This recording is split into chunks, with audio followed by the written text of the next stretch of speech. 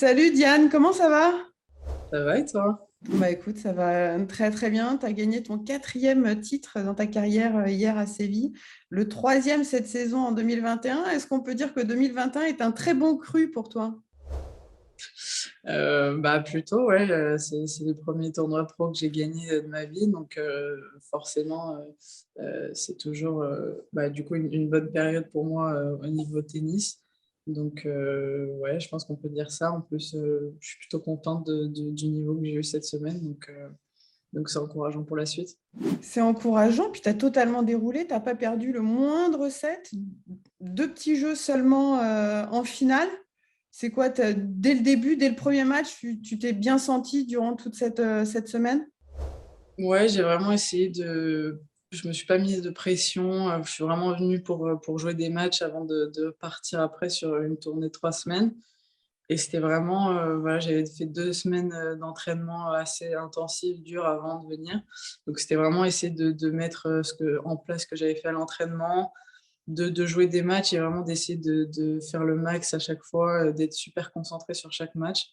Et je suis contente d'avoir réussi à le faire et du coup de pas avoir perdu un set et d'avoir réussi à bien enchaîner les matchs de cette manière-là, quoi. Dis-moi, j'ai regardé ta saison.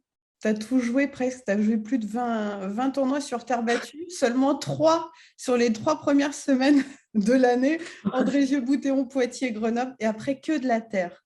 Tu as Ouais. vraiment une préférence pour la terre battue ou tu trouves aussi que c'est plus formateur pour toi, pour ton jeu, quand vous discutez avec ton entraîneur Gonzalo Lopez?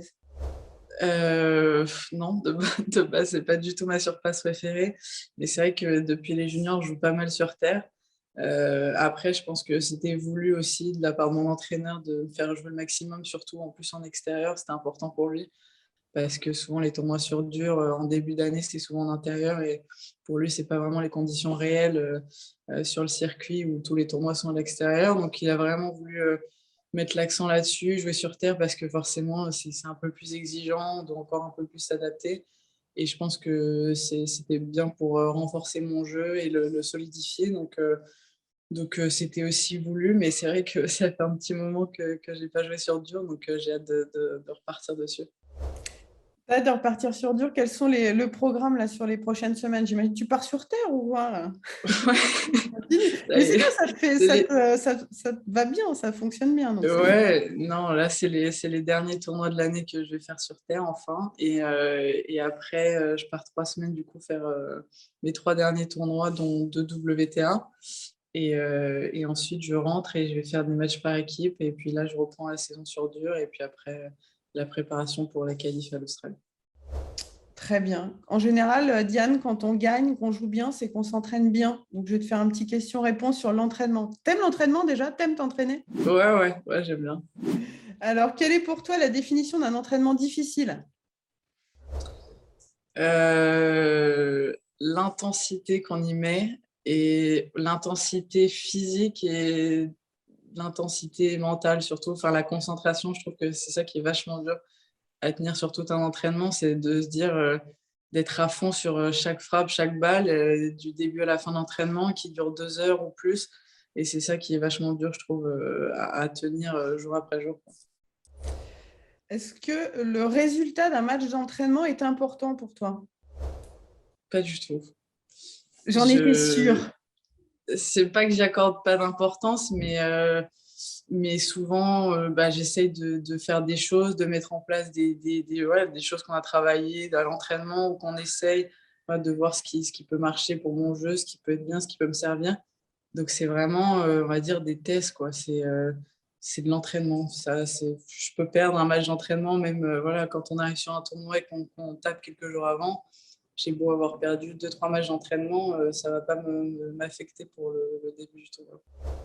L'entraînement que tu préfères?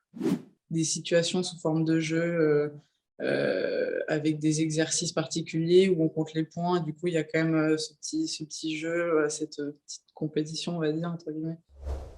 Avec une carotte au bout ou pas? Non, il n'y a pas de carotte. Malheureusement, il n'y en a pas. Partenaire d'entraînement préféré? Oh là, c'est une très bonne question. C'est justement ces 2 dernières semaines, j'ai eu, la chance de taper avec, Julien Beneteau et Paul-Henri Mathieu et je dois dire que c'était plutôt agréable et sympa. Le lieu idéal pour t'entraîner?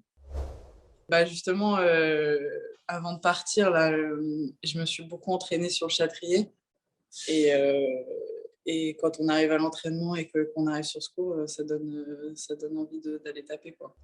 Ouais, et puis j'espère que tu auras l'occasion de jouer sur ce Philippe Chatrier lors du tournoi de Roland Garros le plus souvent possible. Merci beaucoup, Diane. Merci à toi.